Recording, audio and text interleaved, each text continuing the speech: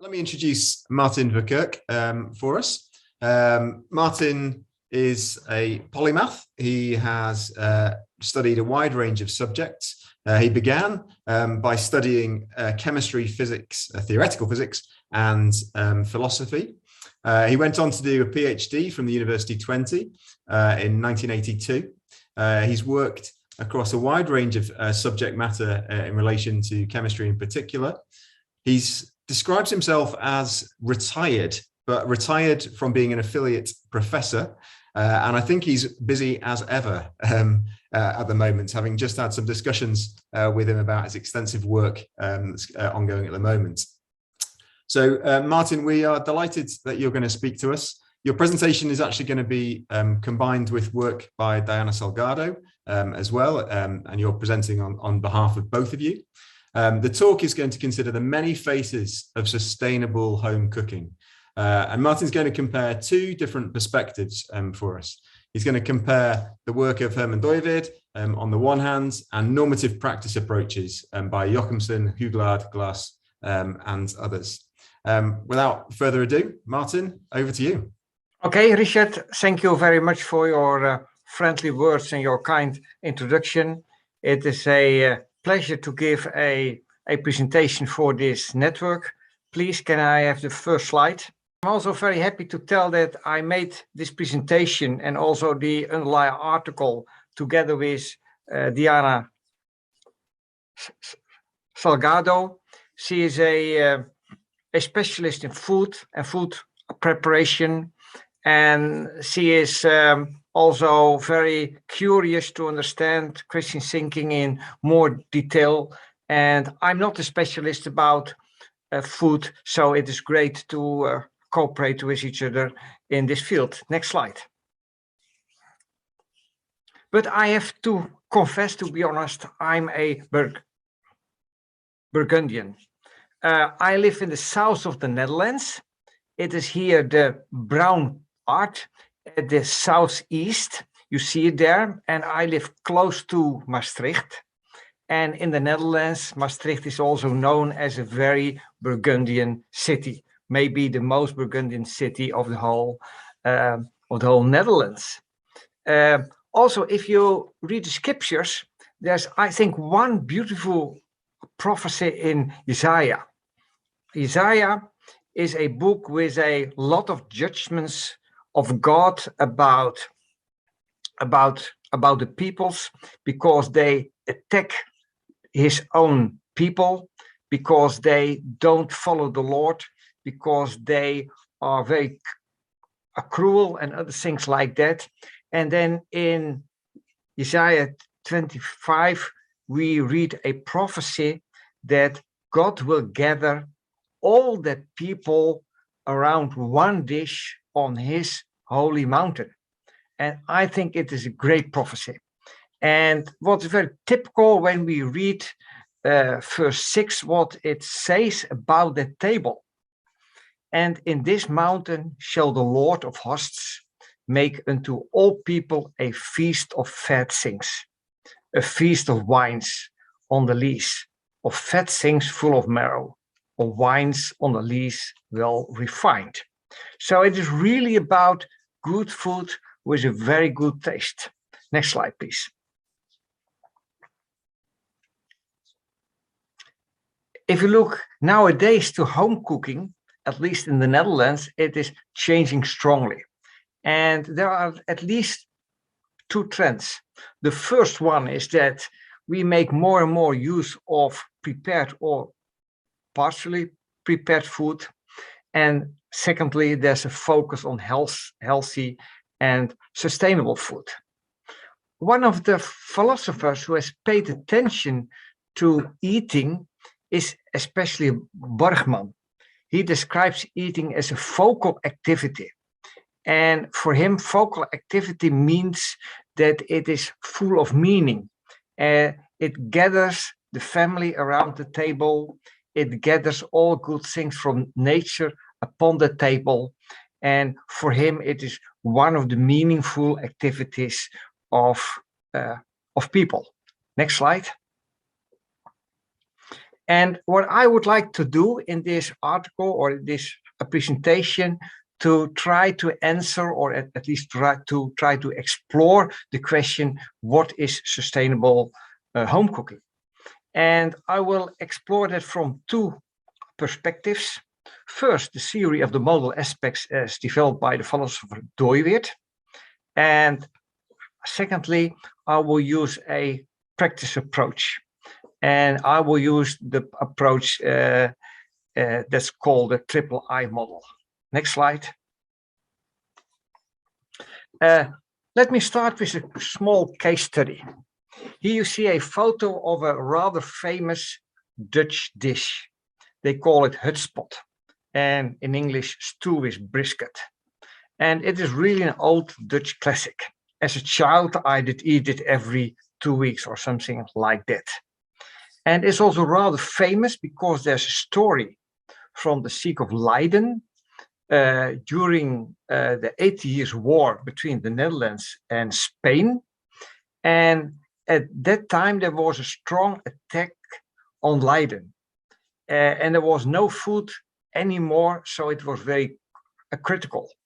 And then the Dutch people used water as a weapon against the Spanish, because some dikes were cut down and water was going into the lands, and that threatened the Spanish soldiers. So they fled. And when the next morning, October 3rd, the Dutch people from Leiden came out of the city, they found at the place of the Spanish people a cauldron with stew. And that's a very famous story, and they were hungry, so they did eat the whole cauldron. And so far as we know, that cauldron contains carrots, parsnips, onions, and meat. Next slide. Something goes wrong with this slide, because yes, okay, you can add all the aspects. Herman Dooyeweerd, he has given a detailed analysis of reality, and he argues that reality expresses itself in different functions or different aspects or different phases. For example, if you take this dish,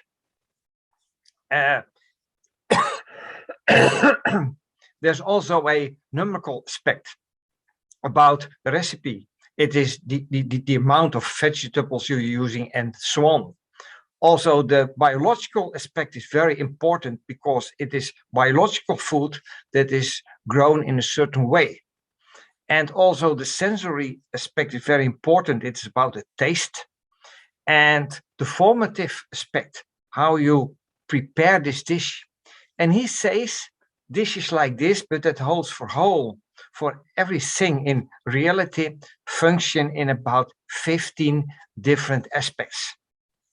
And if you look to this dish, I will take some aspects in particular. For example, the biological aspects, that is about the quality of the carrots, of the onions, of the potatoes, of the meat. If you go to the formative aspect or the shaping aspect, is how to prepare this dish. And it has to be done in a specific way. If you do it in the wrong way, then it is not so good and not so tasty. Also, the lingual aspect is very, very interesting. We say in the Netherlands, it is hutspot. And huts is about to hustle. And a pot is a cauldron. So it is different things are done in one cauldron, and at a certain moment it is hustled.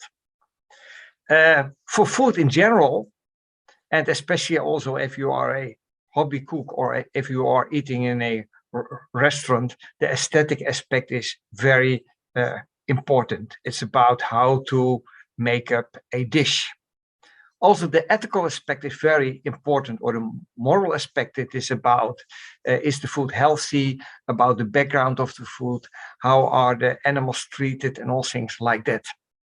And lastly, especially in the Christian tradition, we think that the religious aspect or spiritual aspect, convictive aspect, is also very important, because we know and we express in a prayer that we are dependent on God, and that is one religious aspect.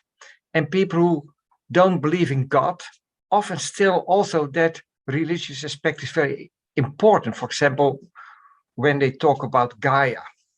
Next slide. So Dooyeweerd argues that everything functions in 15 different aspects. Also a dish like hutspot, and it holds for every dish. And he also argues that all these aspects have an own nature or an own character. And that also holds for food. And he makes also a difference between aspects that are characterized by laws. For example, the arithmetic aspect or the physical aspect is all about law. But when we talk about the moral aspect or the social aspect, that is about norms. It is possible to trespass a norm, but it is not possible to trespass a law. The law is always there. Next slide.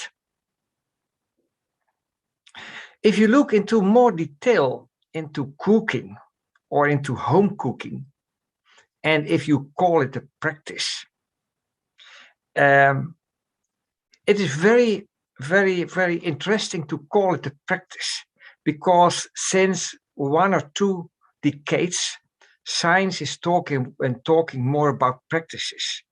And why? I think one of the main items is that it urges researchers to look what people are doing and what people are saying and what people believe.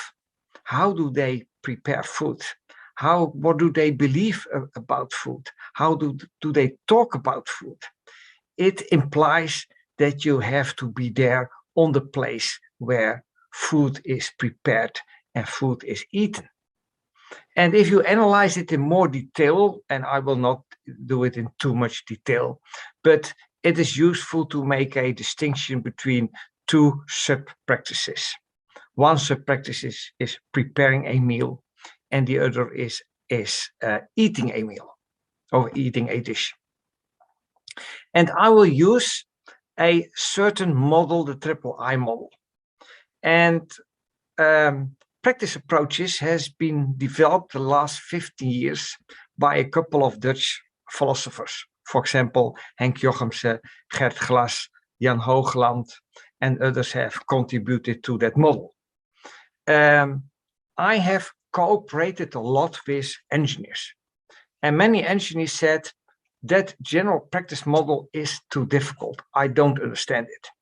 So in dialogue with engineers, I redefined that model, I changed it a bit, and we developed in such a way that engineers easily could apply it in their own field. And that became the triple I model. And basically, the triple I model consists about 3 different pairs of glasses to understand a practice. Next slide. Here you see that 3 different pairs of glasses. The first I is about identity. What kind of practice is it? And what are its intrinsic values? The second I is about the interests of stakeholders. Every practice has stakeholders. What are their interests? And the third I is ideals of basic beliefs and basic beliefs. Every practice is influenced by society, by the spirit of the times. And it is very useful to make that explicit. And when you see this model, you already see that normativity and values plays a big role. Yes, it's about identity and intrinsic values. and interests of stakeholders. We talk about justified interest and unjustified interest. And we talk about ideals in society, or religious belief, or worldview beliefs, or what type of words you do use. So this model also highlights these types of approaches. Next slide. Next slide, yeah. If you do a quick analysis from home cooking as a practice, and you look to the identity, what is preparing? Yes, from the theory of Dooyeweerd, you say the essence of preparing is that you need to control the whole cooking process. And if you talk about controlling a process, that is the formative aspect. And that also implies that the key value is craftsmanship. Yes, you need to be a good cook to do it in a good way. And my mother was not a formal cook, but she had a lot of craftsmanship to make a dish. If you're looking to the second sub-practice about eating, the key idea of eating is taking care for your body. You need it for your body.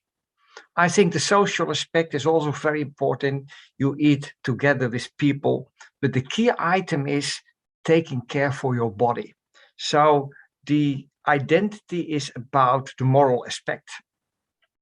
And then the key value is you have to eat in a healthy way so that you take care for your body. But this is a very rough analysis. If we go into more detail, and if we look to a sustainable practice, we see more. Next slide. And I've only added here the values because we have only a limited amount of time. But if you are looking to preparing a meal, the intrinsic values is first craftsmanship. I already mentioned that, but it's also about affordability and fair price. It is very important that the ingredients are affordable, but also that a fair price is paid to the farmers. So that's also an important value. And other important values are all about the ingredients. It is care for plants and animals, and it's care for the natural environment. So these values are key values for sustainable, for home cooking. And if you talk about eating a dish, it's first about health. We all know about that. But if you go into more detail about eating, and for example, all you see in food films, then the social aspect is also important. And the social aspect of being together, togetherness. You eat as a family, or you eat with friends, or you eat with people from the church, or all things like that. The second point, very important for eating, is aesthetics. It's about harmony. How is the dish set up? And finally, I think also the religious aspect is very important. It is about a connectedness with the transcendent. And especially if we talk about sustainable home cooking, it really implies we have to take care, we have to understand that we live in the creation of God. Next slide. If you have a rough analysis of home cooking from the perspective of stakeholders, then, when we look to interest of stakeholders, then we see generally there are many stakeholders. There are suppliers of ingredients, supplying of cooking supplies, and media like magazines, cooking programs, and so on. And each stakeholder has interests, or maybe better to say justified interest. And I do add the adjective justified, because not every interest is a justified interest, and it has a normative connotation. But for example, if we talk about justified interest, I think one of the justified interests of a farmer is that they can grow a beautiful product, it must be possible to be proud on their product, and that they are respected for the craftsmanship and get a fair price for their products. Next slide. If you go into more detail and we talk about a sustainable practice, home cooking as sustainable practice, I will here highlight only 4 stakeholders. There are much more, but it gives you an idea how this approach copes with sustainability for home cooking. I think farmers are at the heart of sustainable home cooking, and there need to be a shift to sustainable farming. But at least in the Netherlands, and I also understand the same for the UK, that is really difficult, and it takes a lot of innovations. It takes different business models. It requires more focus on regional food and all things like that. The second important stakeholder is food product developers. They hold the key to convert sustainable ingredients in sustainable, healthy, and attractive products. And it's not only about the food itself, but it's also about the whole chain. And the whole chain starts with ingredients and it ends with products. And if you look to supermarkets, for them, they have to rethink the whole chain from suppliers to shelf. And every component of the chain has to be changed step by step to a sustainable part of the chain. And it has to do with the selection of sustainable suppliers of root ingredients. And also it has to do with the redesign of the whole logistics, transport system, and packing policy. And the last stakeholder I would like to mention is the government. The government, at least in the Netherlands, is a key stakeholder to facilitate this transition. And it has to do with legislation, subsidies, tax policies, and all what's necessary to have a transition to sustainable food. Next slide. A very interesting perspective of the III model is its focus on ideals and basic beliefs. And when I talk about ideals and basic beliefs, it has to do with social and cultural developments in our society. And it are the beliefs about food and about the position of producers, consumers, and so on. And if you look at this moment, what's important in society, at least in the Netherlands, but also in the UK, is the idea of regional and sustainable food. That becomes more and more important. Another trend is to be more and more vegan. And also very important is, at least on political level and on the level of companies, is the Sustainable Development Goals. And the second SDG dictates to end hunger, to achieve food security and improve nutrition, and to promote sustainable agriculture. I think all these ideas, all these bullets are in the air and influence citizens, influence companies, politics, and so on. Next slide. I think if you look in more detail to a sustainable practice, we have to admit, first for all, that ideals and basic beliefs differ from country to country. And within a country, they differ from subculture to subculture. And I think the idea, the importance of ideals and beliefs about food cannot be underestimated. At least I see in the Netherlands that when people are talking about food, they often talk in a very instrumental way. How to grow it, how to prepare it, and how to consume it. But there's only a limited attention to the basic beliefs, the fundamental thoughts about how to produce and how to consume food. And our current views are strongly influenced by the past views on consumption and production. And especially in a neoliberal climate, the focus is on money, on efficiency, and every focus on the financials implies a defocus on other values that are important. So we really have to address these type of worldview questions, questions of ideals, questions of basic beliefs about food. And I think we also have to change our ideals and beliefs about food. Next slide. Yes, I'm coming to my conclusions.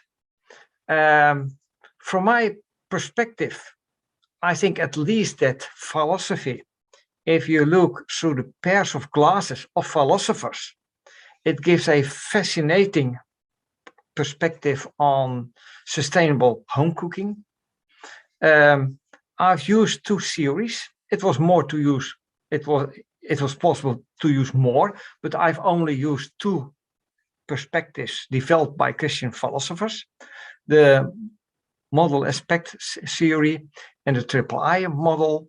And we used both theories to identify the most important values for sustainable home cooking. And I gave a list of about 8 to 10 values. We also identified, based on the triple I model, what has to be or should be the contribution of, for example, farmers, food technologists, supermarkets, and governments to sustainable home cooking.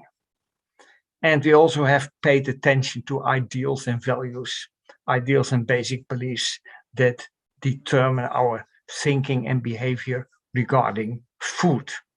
And last but not least, I think the Brundtland Committee has written a very important report about a sustainable future.